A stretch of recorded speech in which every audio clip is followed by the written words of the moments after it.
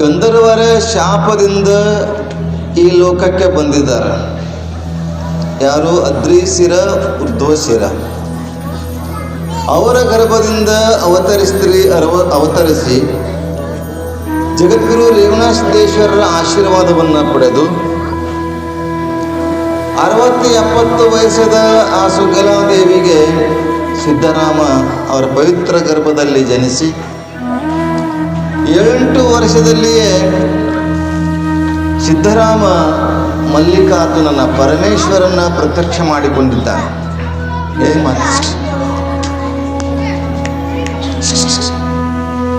ಮಲ್ಲಿಕಾರ್ಜುನನ ಜ್ಞಾನೇಶ್ವರ ಹೆಂಗೆ ಸಂತರಲ್ಲಿ ಜ್ಞಾನೇಶ್ವರ ಚಿಕ್ಕವನು,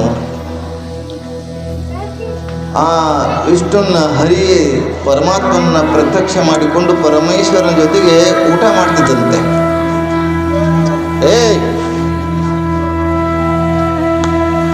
ಜ್ಞಾನೇಶ್ವರ ಸಂತರಲ್ಲಿ ಹಾಗೆ ನಮ್ಮಲ್ಲಿ ಚಿಕ್ಕ ವಯಸ್ಸಿನಲ್ಲಿ ಸಿದ್ಧರಾಮ ಪರಮಾತ್ಮನ ಪರೀಕ್ಷೆ ಮಾಡಿಕೊಂಡು ಒಂದು ಸಲ ಸಂತರ ಹತ್ತಿರ ಅನೇಕ ಸಂತರು ಸೇರಿರ್ತಾರೆ. ಜ್ಞಾನೇಶ್ವರ ಆಗಲಿ, ತುಕಾರಾಮರಾಗಲಿ, ಭಕ್ತ ಕುಂಬಾರ ಆಗಲಿ, ವರ ಕುಂಬಾರ, ಅನೇಕರ ಸಂತರು ಸೇರಿದಾಗ ಅದ್ರಾಗ ಒಬ್ಬ ಹಿರಿಯ ಗುರುಗಳಂತಾರೆ, ವರ ಈ ಎಲ್ಲ ಕಡೆಗೆ ಸುಟ್ಟವು ಇಲ್ಲ ನೋಡು ಅಂತ ಕೇಳ್ತಾರೆ.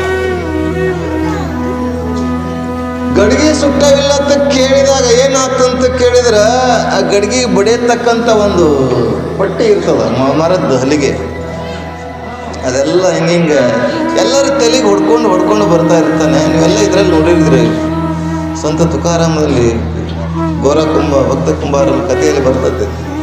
ಎಲ್ಲ ಸಂತರು ಹಿಂಗೆ ಹೊಡ್ಕೊಂಡು ಹೋಗ್ಬೇಕಾದ್ರೆ ಜ್ಞಾನೇಶ್ವರ ಇವ ಇದ್ದಲ್ಲಿ ನಾಮದೇವತಿ ಜ್ಞಾನೇಶ್ವರ ಇದ್ದಲ್ಲ. ಜ್ಞಾನೇಶ್ವರ ಚಿಕ್ಕ ವಯಸ್ಸಿನಲ್ಲಿ ದೇವರ ನೋಡಿನಂತ ಸ್ವಲ್ಪ ಅಹಂ ಬಂದಿರ್ತದೆ. ಅವನ ನನಗೆ ಯಾಕೆ ಹೊಡೆದೇವ ಅಂತ ಬೀಳ್ತಾನ. ಅವಾಗ ಹೇಳ್ತಾನೆ, ಇದೇ ಸುಟ್ಟಿಲ್ ನೋಡಿ ಗಡಿಗೆ ಅಂತ. ಎಲ್ಲರೂ ಏಟು ಹಾಕ್ಕೊಂಡು ಬಂದಾಗ ಎಲ್ಲರೂ ಸುಮ್ಮನೆ ಇರ್ತಾರೆ. ಇವನು ಹೊಡೆದಾಗ ಅಹಂಕಾರ ನನಗೆ ಯಾಕೆ ಹೊಡೆದೀವ ಅಂತ ಕೇಳ್ತಾರೆ. ಅಂದರೆ ಆಗ ಹೇಳ್ತಾರೆ ಘೋರ ಕುಂಬಾರ ಇದು ಗಡಿಗೆ ಸುಟ್ಟಿಲ್ಲ ನೋಡ್ರಿ ಅಂತ. ಯಾಕಂತ ಕೇಳಿದ್ರೆ ಯಾವಾಗ ಸುಟ್ಟಿರ್ತದ ಆಗ ಅದು ಶಾಂತವಾಗಿರ್ತದೆ. ಯಾವಾಗ ಸುಟ್ಟಿರ್ತದೆ ಇವೆಲ್ಲ ಗಡಿಗೆಯನ್ನು ತಗೊಂಡ್ಕೊಂಡು ಮನೆಗೆ ಬರುವ ಸಂದರ್ಭದಲ್ಲಿ ಎಲ್ಲ ಬಡ್ದು ನೋಡ್ತೀರಿ. ಹಸಿ ಇತ್ತಂದ್ರೆ ಸರಿಯಾಗಿ ಸುಟ್ಟಿಲ್ಲ ಅಂದ್ರೆ ತರಂಗಿಲ್ಲ.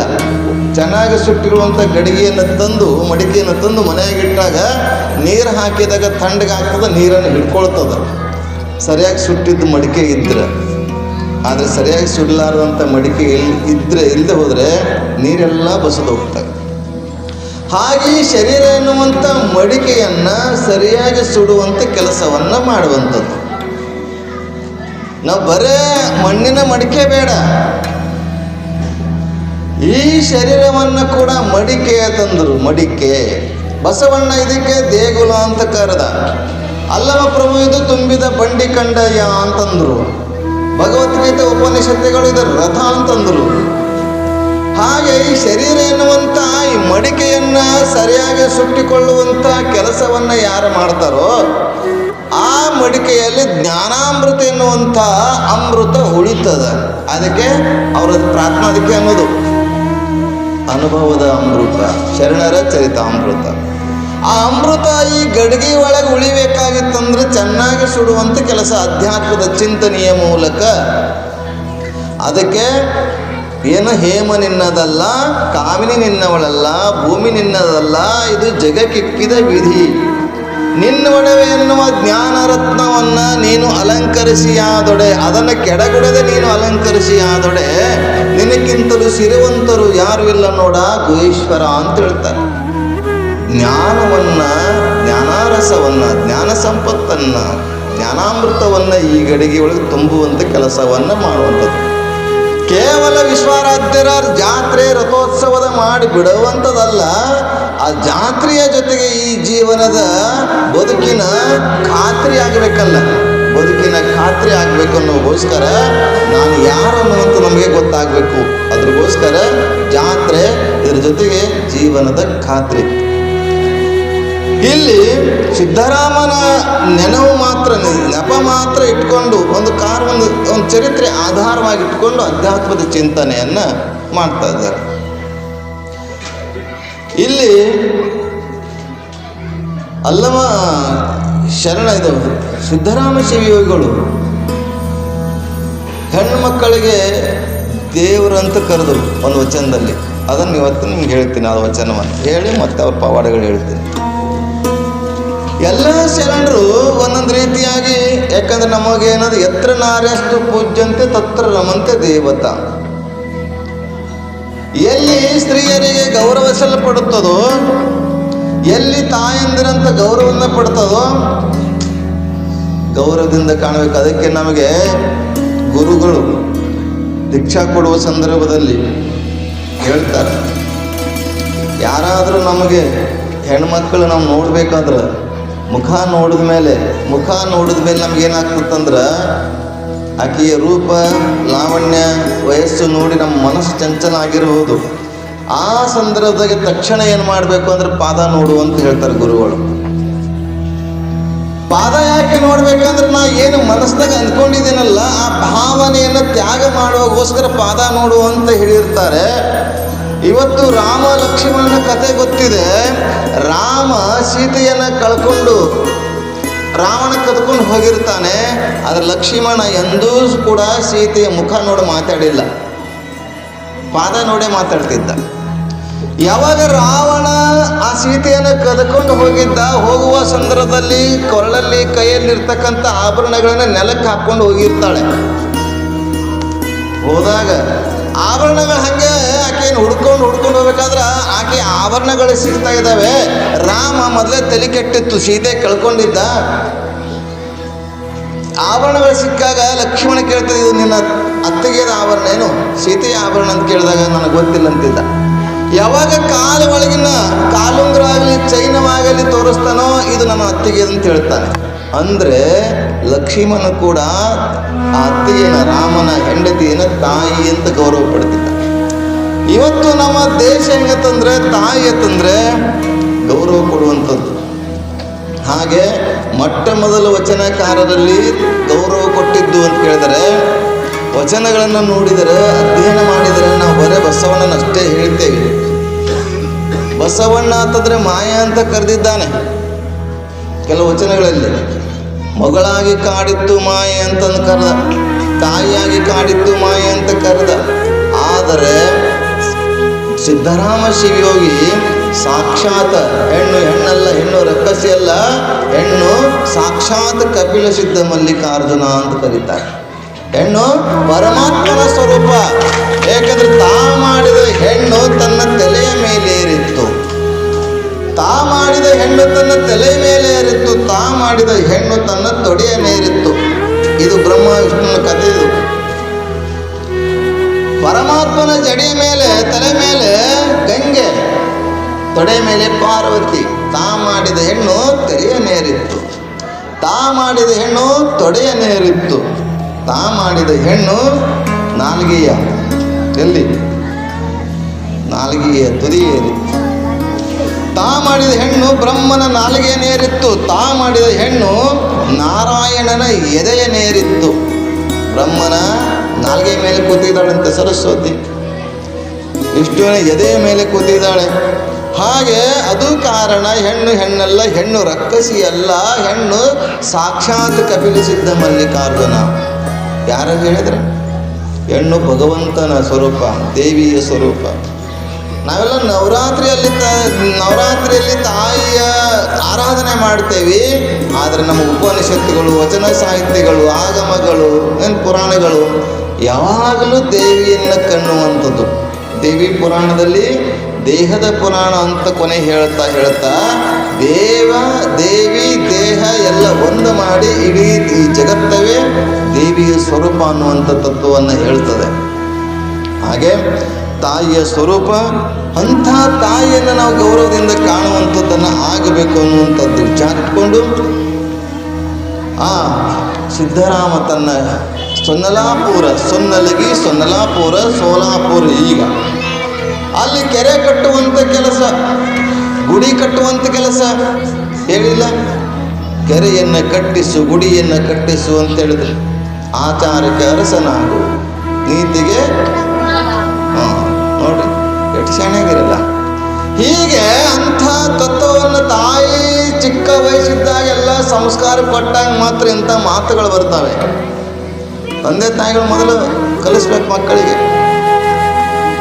ಹಾಗೆ ಇಲ್ಲಿ ಅವನ ಗುಡಿಯನ್ನು, ಕೆರೆಯನ್ನು, ಗೋಪುರವನ್ನು, ಇಡೀ ಸೊಲ್ಲಾಪುರ ತುಂಬೆಲ್ಲ 68 ಲಿಂಗಗಳನ್ನು ಸ್ಥಾಪನೆ ಮಾಡಿ ಹೋಗ್ತಾನೆ. ಸ್ಥಾವರ ಲಿಂಗಗಳನ್ನು. ಅದರಿಂದ ಇವನಿಗೆ ಲಿಂಗನೇ ಕಟ್ಟಿಲ್ಲ ಇನ್ನು. ಅದ್ರ ಲಿಂಗ ಕಟ್ಟುವಂತ ನಾಳೆ ನಾಡ್ದು ಹೇಳ್ತೀನಿ. ಕೊನೆಗೆ ಅದು ಅಂತ್ಯ ಲಿಂಗ ಕಟ್ಟೋದು. ಲಿಂಗವಿಲ್ಲ, ಆದರೆ ಲಿಂಗಗಳನ್ನು ಸ್ಥಾಪನೆ ಮಾಡಿದ್ದಾನೆ. ಭಗವಂತನ ಪ್ರತ್ಯಕ್ಷ ಮಾಡಿಕೊಂಡಿದ್ದಾನೆ. ಕರೆದಾಗ ಮಲ್ಲಯ್ಯ ಬಂದು ಅವನ ಜೊತೆಗೆ ಊಟ ಮಾಡುವುದಾಗಲಿ, ಅವನ ಕೆಲಸಕ್ಕೆ ಸಹಾಯ ಸಹಕಾರ ಮಾರ್ಗದರ್ಶನ ಮಾಡುವುದಾಗಲಿ ಮಾಡ್ತಿದ್ದ. ಅಷ್ಟೇ ಅಲ್ಲ, ಅವನಿಗೆ ಪರಮಾತ್ಮನ ಉರಿಗಣ್ಣ ಕೊಟ್ಟಿದ್ದಂತ.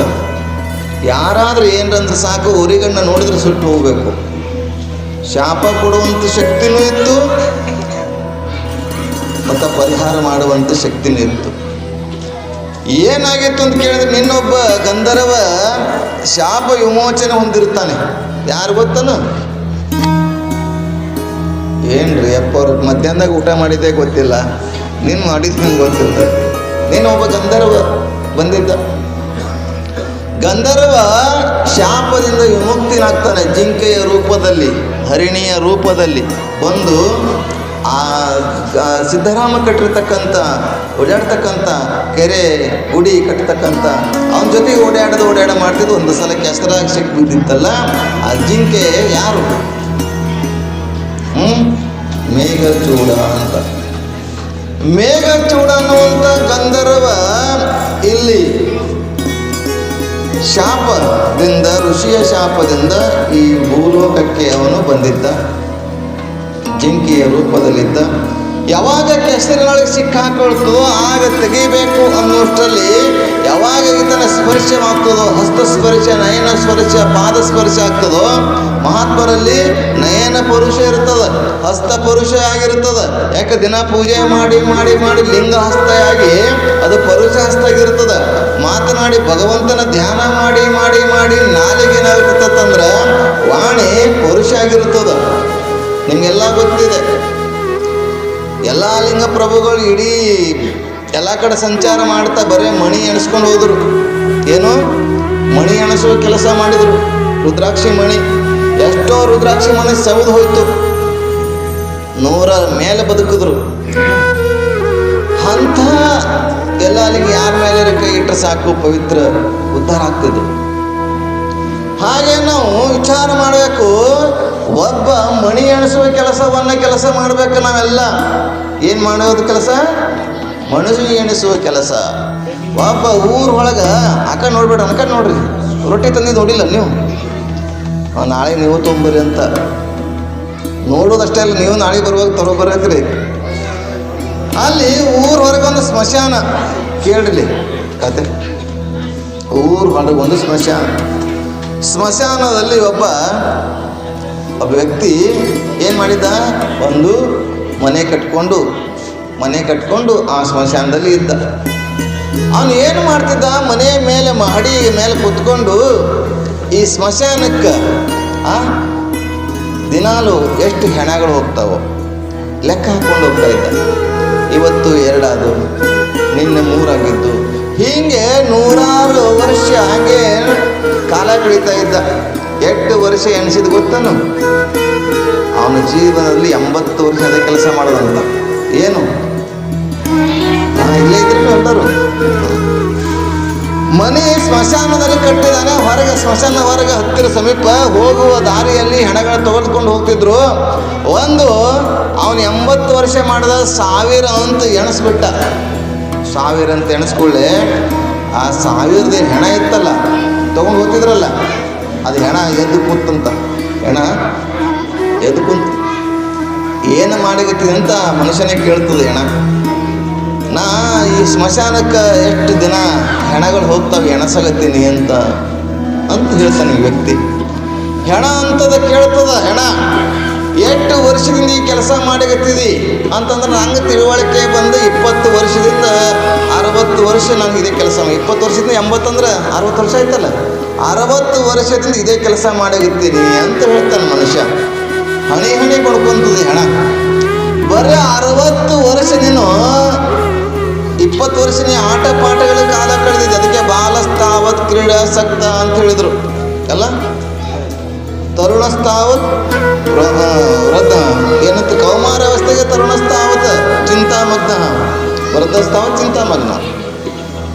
ಹೀಗೆ ಆಟ ಪಾಠ ಚಿಂತೆಗಳಲ್ಲಿ ಕಾಲ ಕಳೆದ್ರೆ ನೀ ಏನು ಮಾಡಿದಿ? 60 ವರ್ಷ ಬರೀ ನೀ ಹಣ ಎಣಿಸುವ ಕೆಲಸ ಮಾಡಿಯಲ್ಲಪ್ಪ. ಇನ್ನು ಉಳ್ದು ಎಷ್ಟು ಉಳ್ದಾವ ಅಂದ್ರೆ 20 ವರ್ಷ ಉಳ್ದದ. 100 ವರ್ಷಕ್ಕೆ 80 ವರ್ಷ ಆಯಿತು, 20 ವರ್ಷ ಉಳಿತು. ಆದರೆ ವಿಚಾರ ಮಾಡ್ರಿ, 100 ವರ್ಷ ಪರಮಾತ್ಮ ಕೊಟ್ಟಾನಂದ್ರೆ 50 ವರ್ಷ ನಾವು ನಿದ್ರೆಗೆ ಕಾಲ ಕಳೀತೇವೆ ರೀ. 100 ವರ್ಷದಾಗ 24 ಗಂಟೆ ಅಂತಂದ್ರೆ 12 ಗಂಟೆ ನಿದ್ರೆಯಲ್ಲೇ ಕಾಲ ಕಳೀತೇವೆ. ಉಳ್ದದ್ದು 12. ಆಸನಕ್ಕೆ ಸತ್ತವರು, ವ್ಯಸನಕ್ಕೆ ಸತ್ತದ್ದು ಹೇಳಿಲ್ಲ ಅಕ್ಕಮದೆ. ಹಗಲು 4 ಜಾವ ಆಸನಕ್ಕೆ ಕುದಿಯುವರು, ಇರುಳು 4 ಜಾವ ವ್ಯಸನಕ್ಕೆ ಕುದಿಯುವರು. ಅಗಸ ನೀರೊಳಗಿದ್ದು ನೀರಡಿಸಿ ಸತ್ತಂತಾಗ್ತಾ ಇದೆ. ಹಾಗಿಲ್ಲಿ ಆ ಊರು ಹೊರಗಿರ್ತಕ್ಕಂಥವನು ವ್ಯಕ್ತಿ ಎಣಿಸ್ತಾ ಓದಿದಲ್ಲ, ಹೆಣ ಕೇಳ್ತು, ಸಾವಿರ ಅಂದ್ಕೂಳೆ ಏನು ಮಾಡಿದಂತ ಕೇಳ್ತು. ನೀ ಹಣೆ ಪಡ್ಕೊಂಡು 70-80 ವರ್ಷ ಇದೇ ಕೆಲಸ ಮಾಡಿದೆಯಲ್ಲ, ಏನು ಪ್ರಯೋಜನ ಅದ? ಬರೀ ಇದೇ ಕೆಲಸ ಮಾಡಿದ್ರೆ ಏನು ಪ್ರಯೋಜನ ಅದ ನನಗೆ? ನೀ ಯಾವಾಗ ಮಣಿ ಎಣಿಸುವ ಕೆಲಸ ಮಾಡ್ತಿ? ಯಾವಾಗ ಪರಮಾತ್ಮನ ಜ್ಞಾನವನ್ನು ಮಾಡ್ತಿ? ಉಳಿದದ್ದು 20 ವರ್ಷದ. ಅದಕ್ಕೆ ನೆರೆಕೆನ್ನೆಗೆ ತೊರೆಗಲ್ಲಕ್ಕೆ ಶರೀರಗೂಡು ಹೋಗದ ಮುನ್ನ, ಹಲ್ಲು ಹೋಗಿ ಬೆನ್ನು ಬಾಗಿ ಎಲ್ಲರಿಗೆ ಹಂಗಾಗದ ಮುನ್ನ, ಕಾಲ ಮೇಲೆ ಕೈಯ ನೋರಿ ಕೋಲು ಹಿಡಿಯದ ಮುನ್ನ, ಮುಪ್ಪೊಂದು ಕೋಳಿದ ಮುನ್ನ, ಮೃತ್ಯು ಮುಟ್ಟದ ಮುನ್ನ, ಪೂಜಿಸು ಕೂಡಲ ಸಂಗಮ ದೇವನ ಅಂತ ಹೇಳಿದ್ರು. ಹಾಗೆ ನಾವು ವಿಚಾರ ಮಾಡಬೇಕು. 70-80 ವರ್ಷ ನಾವು ಆಟ ಪಾಠ ಇದರಲ್ಲಿ ನಾವು ಕಾಲ ಕಳೆದ್ರೆ ಪರಮಾತ್ಮನ ಧ್ಯಾನ ಮಾಡೋದು, ಚಿಂತನೆ ಮಾಡೋದು, ಮಣಿ ಎಣಿಸೋದು ಕೆಲಸ ಯಾವಾಗ ಮಾಡ್ತಪ್ಪ ಅಂತಂದಾಗ ಆಗ ಅವನಿಗೆ ಬುದ್ಧಿ ಬರ್ತದೆ, ತಿಳುವಳಿಕೆ ಬರ್ತದೆ. ಹೌದಲ್ಲ, ನೀ ಹೇಳೋದು ಬರೋಬರಿ ಅದ. ಹಾಗೆ ವಿಚಾರ ಮಾಡಿ ನಾವು ಇಡೀ ಜೀವನ ತುಂಬೆಲ್ಲ ಹೊಲ ಎಣಿಸ್ತೇವೆ, ರೊಕ್ಕ ಎಣಿಸ್ತೇವೆ, ಹೊಲ ಎಣಿಸ್ತೇವೆ, ಗಾಡಿ ಎಣಿಸ್ತೇವೆ, ಬಂಡಿ ಎಣಿಸ್ತೇವೆ, ಹೊಲದ ಮೇಲೆ ಹೊಲ, ಮನೆ ಮೇಲೆ ಮನೆ, ಜಾಗದ ಮೇಲೆ ಜಾಗ, ಅಂಥದ್ರಲ್ಲಿ ಕಾಲ ಕಳೀತೀವಿನ ಪರಮಾತ್ಮನ ಜ್ಞಾನ, ಪರಮಾತ್ಮನ ನಾಮಸ್ಮರಣೆ. ಅದಕ್ಕೆ ಪರಮಾತ್ಮನ ಸ್ಮರಣೆ ಮಾಡಿದ್ರೆ ನೀನು ಯಾಕೋ, ನೀನು ಹಂಗೆ ಯಾಕೋ ಅಂತ ಹೇಳಿದ್ರು. ಅಂಥ ಸ್ಮರಣೆಯನ್ನು ಮಾಡಬೇಕು ಅನ್ನೋಗೋಸ್ಕರ ಒಂದು ಹಾಡಿನ ನಂತರ ನೋಡು ಮಾಡಬೇಕು. ಎದ್ರಾಗ ಬೊಗಣೆಗ ಡಬ್ರೆ ಕುಕ್ಕರ್ದಾಗ ಅಂತಾರ ಶರೀರ ಈ ಪಾತ್ರೆ ಒಳಗೆ ಅಡುಗೆ ಮಾಡಬೇಕು. ಅವ್ರೇನು ಹೇಳಿರ್ತಾರಲ್ಲ ದಾಸರು, ಸಂತರು, ತತ್ವಪದಕ ಏನು ಹೇಳಿದ್ರು ಕೂಡ ಶರೀರ ಬಿಟ್ಟು ಹೇಳಿಲ್ಲ. ನೀವಿನ್ನ ಅದು ಗೊತ್ತಾಗಲ್ಲ. ಪಾತ್ರೆ ಅಂತೀರಿ, ಡಬ್ಬಿ ಅಂತೀರಿ, ಕುಕ್ಕರ್ ಅಂತೀರಿ, ಕೊನೆಗೆ ಏನಿಲ್ಲ ಅಂತಂದ್ರೆ ಅಡುಗೆಯನ್ನು ಮಾಡುವಾಗೋಸ್ಕರ ಈಗ 10-11 ದಿವಸದೊಳಗೆ ಅಡುಗೆ ಮಾಡೋದಕ್ಕೆ ನಾವೆಲ್ಲ ಅಲ್ಲ. ಸಿದ್ಧರಾಮ ಈ ಜಗತ್ತಿಗೆ ಬಂದಿದ್ದಾನೆ ಅಜ್ಞಾನವನ್ನು ಕಳೆಯೋಗೋಸ್ಕರ, ಸುಜ್ಞಾನವನ್ನು ಹೇಳುವುಗೋಸ್ಕರ. ಲೋಕದಂತೆ ಬಾಲರು, ಲೋಕದಂತೆ ಇರರು, ಜ್ಞಾನದಂತೆ ಒಬ್ಬರು, ಪುಣ್ಯದಂತೆ ಇಬ್ಬರು ಹೇಳಿಲ್ಲ. ಭಕ್ತಿಯ ಪಥವನ್ನು ತೋರಿಸಕ್ಕೆ ಬಂದಿರುತ್ತಾರೆ. ಅಂತ ಸಿದ್ಧರಾಮನ ಜೊತೆಗೆ ಅಣ್ಣ ಬೊಮ್ಮಣ್ಣ ನಿನ್ನೆ ದಿವಸ ತನ್ನ ಗುದ್ಲಿನೋ ಸಲ್ಕಿನೋ ಅಥವಾ ಹಾರಿಯಿಂದನೋ ಕೆಲಸ ಮಾಡುವಾಗ ಸಂಪತ್ತು ಸಿಗ್ತದೆ. ಯಾಕಂದ್ರೆ ಗುಡಿ ಕೆರೆ ಕಟ್ಟಬೇಕಾದ್ರೆ ಬೇಕಲ್ಲ, ಜಾಗ ಇದೆ, ಅದ್ರ ತಕ್ಕಂತೆ ಸಂಪತ್ತು ಬೇಕಲ್ಲ, ಲಕ್ಷ್ಮಿ ಬೇಕಲ್ಲ. ಲಕ್ಷ್ಮಿನೇ ಅಲ್ಲಿ ವಾಸವಾಗಿದ್ದಾಳ. ಜೊತೆಗೆ ಬೊಮ್ಮಣ್ಣ ಕೆದರಬೇಕುವ ಸಂದರ್ಭದಲ್ಲಿ, ನೆಲ ಅಗಿಯುವ ಸಂದರ್ಭದಲ್ಲಿ ಸಂಪತ್ತಿನ ನಿಧಿ ಸಿಗ್ತದೆ. ನಿಧಿ ನಮ್ಮೊಳಗೆ ಅದ. ಅಂಥ ನಿಧಿಯನ್ನು ತೆಗೆದುಕೊಂಡು ಸಿದ್ಧರಾಮ ಮತ್ತಷ್ಟು ತನ್ನ ಕೆಲಸವನ್ನು, ಕಾರ್ಯವನ್ನು ಮುಂದುವರಿಸ್ತಾನೆ. ಅದೇ ಬೊಮ್ಮಣ್ಣ ಒಂದು ಸಲ ಅವನಂತಾನೆ, ಒಂದಿಷ್ಟು ಯಾತ್ರೆಯನ್ನು ಮಾಡ್ಕೊಂಡು ಬರ್ತೀನಿ ಸಿದ್ಧರಾಮ, ಕೇದಾರ ಪುಣ್ಯಕ್ಷೇತ್ರಗಳಿದಾವಲ್ಲ ಅಂತ ಮೊದಲಾದ ಕ್ಷೇತ್ರಗಳಿಗೆ ಒಂದಿಷ್ಟು ಯಾತ್ರೆ ಮಾಡ್ಕೊಂಡು ಬರ್ತೀನಿ, ನನಗೆ ಅಪ್ಪಣೆ ಕೊಡು ಅಂತ ಕೇಳಿದಾಗ ಸಿದ್ದರಾಮ ಅಂತಾನೆ, ಎಲ್ಲ ಕೆಲಸ ನಡೆದದ, ನಾವು ಅಂತೇವಲ್ಲ ತೇರ ಐತಿ, ಜಾತ್ರೆ ಐತಿ, ಈ ತೇರ ಜಾತ್ರೆ ಬಿಟ್ಟು ಮತ್ತಲ್ಲಿ ಹೋಗ್ತಪ್ಪ, ಅಲ್ಲೇ ಇಲ್ಲೇ ಎಲ್ಲ ಅದನ್ನೆಲ್ಲ ದೇವರು ಅಂತೀವಲ್ಲ. ಹಾಗೆ ಸಿದ್ದರಾಮ ಅಂತಾನೆ ಆ ಬೊಮ್ಮಾಯಿಗೆ, ಇಲ್ಲ ಅಲ್ಲಿರುವ ಆ ಕೇದಾರ ಲಿಂಗ ಇಲ್ಲಿಲ್ವೇ ಅಂತ ಕೇಳ್ತಾನೆ. ಬಸವನ ಹೇಳಿದಾನೆ, ಅಲ್ಲಿ ಇರ್ತಕ್ಕಂಥ ಕೂಡಲ ಸಂಗಮ ಇಲ್ಲೇನು ಅಂತಂದಾಗ, ಹಾಗಿಲ್ಲಿ ಆ ಬೊಮ್ಮೆಯ ಸಿದ್ದರಾಮನ ಮಾತು ಕೇಳುವುದಿಲ್ಲ, ಹೋಗ್ತೀನಿ ಅಂತ ಹೋಗಕ್ಕೆ ಹೋಗ್ತಾನೆ. ಹೋಗ್ತಾ ಇರ್ಬೇಕಾದ್ರೆ ದಾರಿಯಲ್ಲಿ ಅವನಿಗೆ ಕಣ್ಣು ಕಾಣಂಗಿಲ್ಲ, ಕಣ್ಣು ಕಾಣದೇ ಆಗ್ತವೆ. ಯಾಕಂದ್ರೆ ಒಂದ್ಸಲ ಮಹಾತ್ಮರ ವಾಣಿ ಇದೆಲ್ಲ ಬ್ಯಾಡಂದ್ರೆ ಬಿಟ್ಬಿಡಬೇಕು, ಮಾಡಂದ್ರೆ ಮಾಡಬೇಕು, ಬ್ಯಾಡಂದ್ರೆ ಬಿಟ್ಟು ಬಿಡಬೇಕು. ಆ ಸಿದ್ದರಾಮ ಬ್ಯಾಡ ಅಂತ ಹೇಳಿದ್ದ, ಆದರೆ ಬೊಮ್ಮೆಯ ಕೇಳಿಲ್ಲ. ಯಾತ್ರೆಗೆ ಹೋಗಕ್ಕೆ ಹೋಗ್ತಾ ಇರ್ತಾನೆ, ಕಣ್ಣೇ ಕಾಣಂಗಿಲ್ಲ. ವಾಪಸ್ ಕಣ್ಣು ಕಾಣಲ್ಲ ಅಂತೇಳಿ ಮತ್ತೆ ಮರಳಿ ಸಿದ್ದರಾಮನ ಹತ್ತಿರ ಬರ್ತಾನೆ. ಬಂದು, ಅಪ್ಪ ನಿನ್ನ ಮಾತು ಕೇಳಿಲ್ಲ, ನನಗೆ ಕಣ್ಣು ಕಾಣ್ತಾ ಇಲ್ಲ, ಅದಕ್ಕೆ ನನಗೆ ಆಶೀರ್ವಾದ ಮಾಡಬೇಕು ಅಂತ ಕೇಳಿದಾಗ ಸಿದ್ದರಾಮ ಏನು ಮಾಡ್ತಾನೆ, ಮಲ್ಲಯ್ಯನ ಗುಡಿ ಕಟ್ಟಿರ್ತಾನೆ ಆಲ್ರೆಡಿ ಮೊದಲೇ. ಮಲ್ಲಯ್ಯನ ಗುಡಿ ಒಳಗೆ, ಗರ್ಭ ಗುಡಿ ಒಳಗೆ ಕರ್ಕೊಂಡು ಹೋಗಿ, ನಿನಗೆ ಯಾವ್ಯಾವ ಕ್ಷೇತ್ರ ಬೇಕು ಹೇಳು ಅಂತ ಅವನ ಮೇಲೆ ತಲೆ ಮೇಲೆ ಕೈ ಇಟ್ಟು ಜ್ಞಾನ ನೇತ್ರವನ್ನು ಕೊಟ್ಟು, ಈ ನೋಡು ಗರ್ಭ ಗುಡಿ ತುಂಬೆಲ್ಲ ನೋಡು, ಎಲ್ಲ ಲಿಂಗಗಳು, ಸೌರಾಷ್ಟ್ರ ಸೋಮನಾಥಂಚ ಶ್ರೀಶೈಲಿ ಮಲ್ಲಿಕಾರ್ಜುನ ಉಜ್ಜಯಿನಿ ಮಹಾಕಾಲ ಓಂಕಾರ ಮಮಲೇಶ್ವರಂ, ಹೆಂಗೆ ಎಲ್ಲ 14-12 ಜ್ಯೋತಿರ್ಲಿಂಗವನ್ನೆಲ್ಲ ಆ ಮಲ್ಲಯ್ಯನ ಗುಡಿ ಒಳಗೆ ತೋರಿಸಿಬಿಡ್ತಾನೆ ಅಂತ ಶಕ್ತಿಯನ್ನಿದ್ದು ಬೊಮ್ಮಯ್ಯನ ಕಣ್ಣು ಬರ್ತವೆ, ಜ್ಞಾನದ ಕಣ್ಣು ಬರ್ತವೆ. ಹಾಗೆ ಬೊಮ್ಮಯ್ಯ ಕಣ್ಣು ಕಳ್ಕೊಂಡಿರ್ತಕ್ಕಂಥ ಕಣ್ಣು ಬರ್ತವೆ. ಎಲ್ಲ ಲಿಂಗವನ್ನು 12 ಜ್ಯೋತಿರ್ಲಿಂಗವನ್ನು ಆ ಮಲ್ಲಯ್ಯನ ಗುಡಿಯಲ್ಲಿ ಪ್ರತ್ಯಕ್ಷ ಮಾಡಿಕೊಂಡು ತೋರಿಸ್ತಾನೆ. ಇಂಥ ಲೀಲಾಮೂರ್ತಿಯನ್ನು ಎಷ್ಟು ಹೇಳಿದರೂ ಕಡಿಮೆನೆ. ನಿಮಗೆಲ್ಲ ಗೊತ್ತಿದೆ, ಒಂದು ಸಲ ಆ ಕೆರೆ ಒಳಗೆ ಮಡಿ ಮೈಲಿಗೆ ಎನ್ನುವಂಥ ವ್ಯಕ್ತಿಗಳು ಇದ್ದೇ ಇರ್ತಾರೆ ನಮ್ಮಲ್ಲಿ. ಮಡಿ ಮೈಲಿಗೆ ಎನ್ನುವಂಥ ಒಬ್ಬ ಪುರೋಹಿತ ಬ್ರಾಹ್ಮಣ ಒಬ್ಬ ಬಂದು ಅದಕ್ಕೆ ಮಂತ್ರಗಳನ್ನು ಅಂದು ನದಿಗೆ ಶುದ್ಧಿ ಮಾಡಿ ನದಿಗಳು ಸ್ನಾನ ಮಾಡ್ತಾನೆ. ನಾವೆಲ್ಲ ಪೂಜೆ ಮಾಡಬೇಕಾದ್ರೆ ಜಲ ಶುದ್ಧಿ ಮಾಡಿ ಇರ್ತಕ್ಕಂಥ ಕ್ಷೇತ್ರದಲ್ಲಿ ಆ ಎಲ್ಲ ಗಂಗಾ ಯಮುನಾ ಏನವಲ್ಲೆಲ್ಲ ನದಿಗಳ ತಮಗೆ ಇಲ್ಲಿ ಸ್ಥಾಪನೆ ಮಾಡಿ ಅದಕ್ಕೆ ಪೂಜೆ ಮಾಡಿ ಗೌರವದಿಂದ ಅದನ್ನು ಕಾಣ್ತೇವೆ. ಹಾಗೆ ಆ ಪುರೋಹಿತರು ಕೂಡ ಆ ನದಿಗೆ ಶುದ್ಧಿ ಮಾಡಿ ಆ ನದಿಗಳು ಸ್ನಾನ ಮಾಡ್ತಾರೆ. ಸ್ನಾನ ಮಾಡಿ ಇನ್ನೇನು ಹೊರಗೆ ಬರಬೇಕಂತಾರೆ, ಯಾಕಂದ್ರೆ ಮಡಿ ಅನ್ನುವಂಥ ವ್ಯಕ್ತಿಗಳು ಇನ್ನೇನು ಹೊರಗೆ ಬರುವಷ್ಟರಲ್ಲಿ ಕಾಗಿ ಬಂದು ತಲೆಗೆ ಬಡಿತದೆ. ಕಾಗಿ ಬಂದು ತಲೆಗೆ ಬಡಿತದೆ. ಮತ್ತೆ ಕಾಗಿ ಬಡಿತಲ್ಲ ಅಂತ ವಿಚಾರ ಮಾಡಿ ಮತ್ತೆ ಅವರು ಸ್ನಾನಕ್ಕೆ ಹೋಗ್ತಾರೆ. ಎಷ್ಟು ನಂಬಿಕೆ ಅದನ್ನು ನಮ್ಮಲ್ಲಿ. ಇವತ್ತು ಕನಕದಾಸ ನೀವೆಲ್ಲ ಕೇಳಿರಿ. ಕನಕದಾಸ ಒಬ್ಬ ಹಾಲ ಮತಕ್ಕೆ ಸೇರಿದ ವ್ಯಕ್ತಿ, ಕಂಬಳಿಯನ್ನು ಹಾಕ್ಕೊಂಡು ಹರಿದಂಥ ಹೊಟ್ಟೆಗಳನ್ನು ಹಾಕ್ಕೊಂಡು ತಂಬೂರಿ ಇಟ್ಕೊಂಡು ಪರಮಾತ್ಮನ ಧ್ಯಾನವನ್ನು, ಪರಮಾತ್ಮನ ಗುಣಗಾನವನ್ನು ಮಾಡುತ್ತಾ ಹೋದ್ರೆ ಪುರೋಹಿತಶಾಹಿಗರು ದೂರ ಅನ್ನುವಂಥವ್ರು ಗುಡಿ ಮುಂದೆ ಕುತ್ಕೊಂಡು, ಉಡುಪಿಯಲ್ಲಿ ಗುಡಿ ಮುಂದೆ ಕುತ್ಕೊಂಡು ಹಾಡ್ತಾ ಇದ್ರೆ ಇವನು ಮೈಲಿಗೆ ಯಾವಾಗ ಮೈ ತೊಳೆದಾನ ಗೊತ್ತಿಲ್ಲ.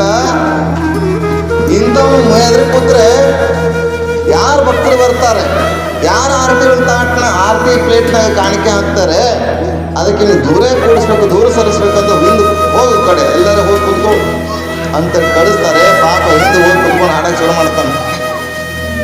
ಉಡುಪಿಯಲ್ಲಿ ಕೃಷ್ಣನ ದೇವಸ್ಥಾನ ಹಿಂಭಾಗದಲ್ಲಿ ಹೋಗಿ ಕುತ್ಕೊಂಡು ಹಾಡಕ್ಕೆ ಶುರು ಮಾಡಿದ್ರೆ ಕೃಷ್ಣ ಪರಮಾತ್ಮನವನ ಹಾಡವನ್ನು ಕೇಳಿ ಮುಖ ತಿರುಗಿಸಿ ಕನಕನ ಕಿಂಡಿಯ ಮೂಲಕ ಇವತ್ತು ದರ್ಶನ ಕೊಟ್ಟಿರುವುದನ್ನು ನೋಡ್ತೀನಿ. ಭಕ್ತಿಗೆ ಬಂದಿರ್ತಕ್ಕಂಥ ಭಕ್ತ ಕುಂಬಾರ ಪರಮಾತ್ಮನ ಧ್ಯಾನವನ್ನು ಮಾಡ್ತಾ ಮಣ್ಣು ತುಳಿದಿದ್ದು ಗೊತ್ತಾಗಿಲ್ಲ, ತನ್ನ ಕೂಸಿಗೆ ತುಳಿದಿದ್ದು ಗೊತ್ತಾಗಲಿಲ್ಲ. ಕೊನೆಗೆ ಹೆಂಡತಿ ಶಾಪ ಕೊಡ್ತಾಳೆ. ಪರಮಾತ್ಮನ ಸ್ವತಃ ಬಂದು ಭಕ್ತ ಕುಮಾರನ ಸೇವೆ ಮಾಡಿರುವಂತ ನೋಡ್ತೀರಿ. ಅಂಥ ಭಕ್ತರು ನಮ್ಮಲ್ಲಿ ಆಗಿ ಹೋಗಿದ್ದಾರೆ. ಸಿದ್ದರಾಮನ ಸೇವೆಗೆ ಸಾಕ್ಷಾತ್ ಮಲ್ಲಯ್ಯನ ಬಂದು ಸೇವೆ ಮಾಡ್ತಾ ಇದ್ದಾನೆ. ಹೀಗೆ ಇಲ್ಲಿ ಅವನು ಮೈಲಿಗೆ ಅನ್ನುವಂಥ ವ್ಯಕ್ತಿ ಏನು ಮಾಡ್ತಾನೆ, ದೂರ ದೂರ ಅಂತನಲ್ಲ, ಕೊನೆಗೆ ಕಾಗೆ ಮುಡ್ತಿತ್ತು ಮತ್ತು ಹೋಗಿ ಸ್ನಾನ ಮಾಡ್ತಿದ್ದ, ಕಾಗೆ ಮುಡ್ತಿತ್ತು ಮತ್ತು ಸ್ನಾನ ಮಾಡ್ತಿದ್ದ. ಈಗ ಅಂದ ಮೇಲೆ ಏನಾಗಿತ್ತು ಅಂದ್ರೆ ಬರೇ ಮ್ಯಾಲಿಂದ ಧೂಳ. ಅದಕ್ಕೆ ಮಂಡೆಯ ಮಾಸಿದೊಡೆ ಮಹಾಮಜ್ಜನವ ಮಾಡುವುದು. ಹೊರಗಿನ ತೊಳ್ಯಾಕ ಪ್ರಯತ್ನ ಮಾಡ್ತಾ ಇದ್ದೇವೆ, ಒಳಗಿನ ತೊಳ್ಯಾಕ ಪ್ರಯತ್ನ ಯಾರೂ ಮಾಡುವುದೇ ಇಲ್ಲರಿ. ನಾವೆಲ್ಲ ಒಳಗಿನ ತೊಳ್ಯಾಕ ಏನು ಮಾಡ್ತೀರಿ? ಸಬಕಾರ ಪೌಡರ್ ಹಾಕಿ ನೀರು ಹಾಕಿ ಕುಡಿತೀರನ? ಇಲ್ಲ. ಇಂಥ ಅನುಭವದ ಚಿಂತನೆಯ ಮೂಲಕ, ಸತ್ಸಂಗಗಳ ಮೂಲಕ, ಗುರುಗಳ ವಾಣಿಗಳ ಮೂಲಕ, ಮಹಾತ್ಮರ ವಾಣಿಯ ಮೂಲಕ ನಮ್ಮ ಮನಸ್ಸನ್ನು ತೊಳೆಯುವಂಥ ಕೆಲಸವನ್ನು ಮಾಡಬೇಕು. ಅಂಥ ಆ ಬ್ರಾಹ್ಮಣನಿಗೆ ಉಪದೇಶವನ್ನು ಮಾಡಿ, ಯಾಕಂದರೆ ಅಂತರಂಗ ಶುದ್ಧಿ ಬಹಿರಂಗ ಶುದ್ಧಿ ಆದಾಗ ಭಗವಂತ ಒಲಿತಾನಪ್ಪ. ಬರೇ ಕಾಗಿ ಮುಟ್ಟದ ತಂದ್ರಲ್ಲ, ಅದು ಒಂದು ಪಕ್ಷಿ, ಅದೊಂದು ಜೀವಿ. ಅದಕ್ಕೆ ನೀ ಎಲ್ಲ ತಲೆ ಕೆಡಿಸ್ಕೋಬೇಡ. ನೀನು ಜಾತಿ, ಬ್ರಾಹ್ಮಣ, ಕ್ಷತ್ರಿಯ, ವೈಶ್ಯ, ಶೂದ್ರ ಅನ್ನುವಂಥ ಈ ಮೇಲು ಕೀಳು ಅನ್ನುವಂಥ ಭಾವನೆಯನ್ನು ತೆಗೆದುಬಿಡ್ತಾನೆ. ತೆಗೆದು ಅವನಿಗೆ ಉಪದೇಶ ಮಾಡಿ ಶಿಷ್ಯನನ್ನಾಗಿ ಮಾಡ್ಕೊಳ್ತಾನೆ ಅನ್ನುವಂಥದ್ದು ನೋಡ್ತಾ ಬರ್ತೀವಿ.